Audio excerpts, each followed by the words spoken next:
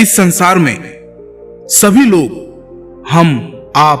हम सभी को एक बचपन से अच्छे व्यवहार, अच्छी नैतिकता, अच्छी शिक्षा दी जाती है।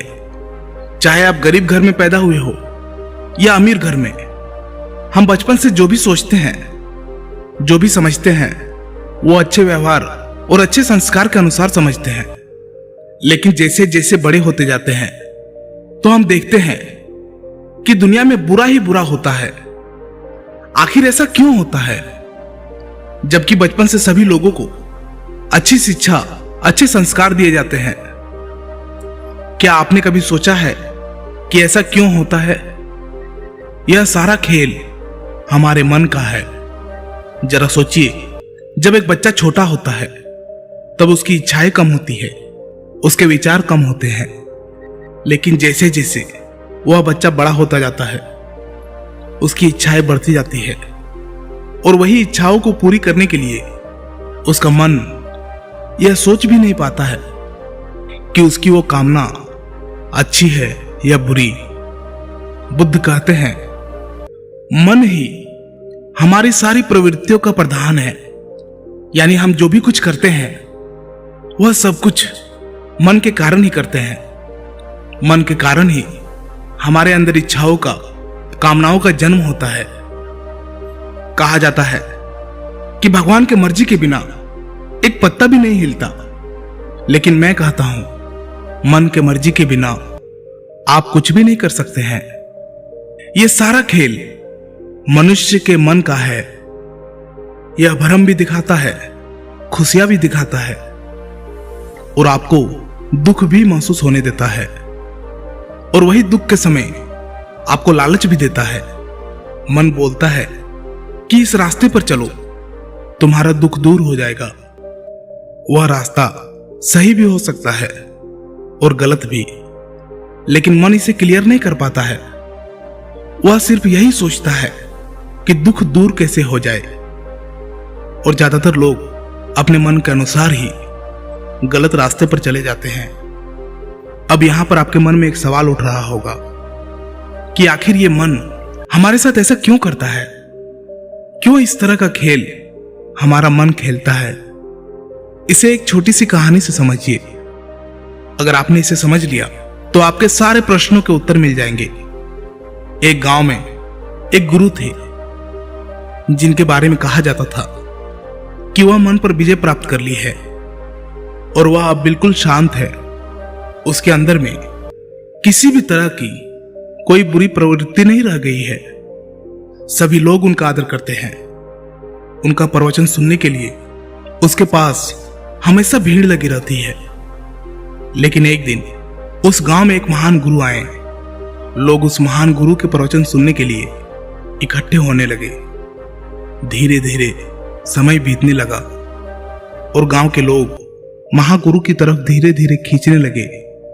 अब गुरु के पास बस कुछ ही लोग आते थे और वे गुरु से कहते थे कि गुरुदेव, हम तो आपके भक्त हैं। और वह महागुरु महाढोंगी है, महाझूठा है। वे लोगों को बहला फुसला रहा है और धीरे धीरे सभी लोग उनके बातों की तरफ खींचे जा रहे हैं। और तो और वो आपकी निंदा भी करते हैं कि आपने अपने मन पर कोई भी विजय प्राप्त नहीं किया। आप झूठ बोलते हैं।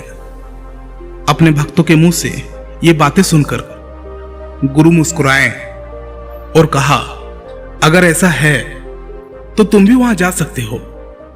गुरु की ये बातें सुनकर वे लोग वहां से चले गए। लेकिन रात भर गुरु को नींद नहीं आई। वे रात भर बेचैन रहे। उन्होंने सोचा, क्यों न चलकर देखा जाए कि आखिर ये महागुरु है कौन। अगले दिन गुरु उनके आश्रम में पहुंचे। वहां उन्होंने देखा कि बहुत ही भीड़ लगी थी। सभी लोग महागुरु की जय जयकार कर रहे थे। यह बात गुरु को अच्छी नहीं लगी और वे लोगों के बीच पहुंचे और कहा कि इतने दिनों तक मैंने तुम्हें ज्ञान दिया और तुमने उन्नति की, और ये झूठा महागुरु ना जाने कहां से आया है। तुम लोग इसके पीछे चल दिए। एक दिन जरूर पछताओगे। मैं महागुरु को चुनौती देता हूं कि वो मेरे साथ शास्त्रार्थ करे। अगर वे जीत गए तो मैं यह नगर छोड़कर चला जाऊंगा। महागुरु ने गुरु की चुनौती स्वीकार कर ली। दोनों गुरु और महागुरु में शास्त्रार्थ हुआ। धीरे धीरे गुरु हारने लगे। तब गुरु बीच से ही जब गुरु को यह एहसास हुआ कि मैं हारने लगा, तो वह तुरंत ही वहां से उठकर चला गया और रात भर यही सोचते रहे कि कैसे ये महागुरु को इस गांव से, इस नगर से भगाया जाए। इसके लिए गुरु ने कई षड्यंत्र रचे, लेकिन कोई भी षड्यंत्र काम नहीं आया। अंत में वो परेशान होकर एक रात अपने हाथों में हथियार लेकर महागुरु की हत्या करने की ठान ली और वह कटार लेकर महागुरु के आश्रम पहुंचे। वहां पहुंचने के बाद जैसे ही गुरु ने महागुरु पर प्रहार करने वाले थे कि तब महागुरु की आंखें खुल गई और उन्होंने गुरु को रोकते हुए कहा, अभी भी तुम्हें समझ में नहीं आया? अभी भी तुम भ्रम में ही जी रहे हो। अगर तुमने अपने मन पर विजय प्राप्त कर ली है तो यह हथियार तुम्हें किसने थमाया? यह क्रोध जो तुम्हारे ऊपर आया है, यह तुम्हें किसने दिया? कौन है इसके पीछे? गुरु ने कहा, यह सभी चीजें आपकी वजह से है। अगर आप यहां नहीं होते तो यह नहीं होता। महागुरु समझ गए कि मन पूरी तरह से गुरु पर हावी हो गया है। उनकी आंखें बंद हो चुकी है और उनकी समझ भी खत्म हो चुकी है। महागुरु ने कहा कि क्या तुम बुरे इंसान हो? गुरु ने कहा, नहीं। फिर महागुरु ने कहा, क्या तुम अत्याचारी हो? गुरु ने कहा, नहीं। तो अवश्य ही तुम लालची होगे। गुरु ने कहा, नहीं महागुरु, ऐसा नहीं है। महागुरु ने फिर कहा, तो तुम्हारे हाथ में ये हथियार कैसे आए? क्या करना चाहते हो? गुरु ने अपने हाथों की ओर देखा और कतार फेंक दी और महागुरु के सामने झुककर कहा, हे महागुरु, मेरी आंखें खोलने के लिए आपका धन्यवाद। पर हे महागुरु, मेरे साथ यह कैसे हो गया? मैंने तो अपने मन पर विजय प्राप्त कर ली थी, अपने मन पर काबू कर चुका था। महागुरु ने कहा, मन कहीं नहीं जाता है, यह तुम्हारे साथ ही रहता है। और तुम जब हारते हो तो यह तुम्हारी जीत के सपने दिखाता है, और जब तुम जीतते हो तो ये तुम्हें हार के डर से डराता है।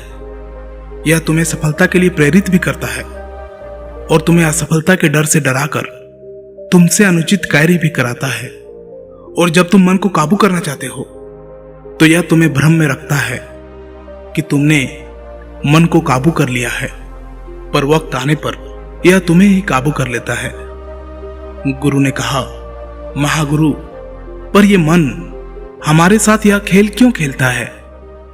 वह हमें अपने आप ही क्यों नहीं जीने देता?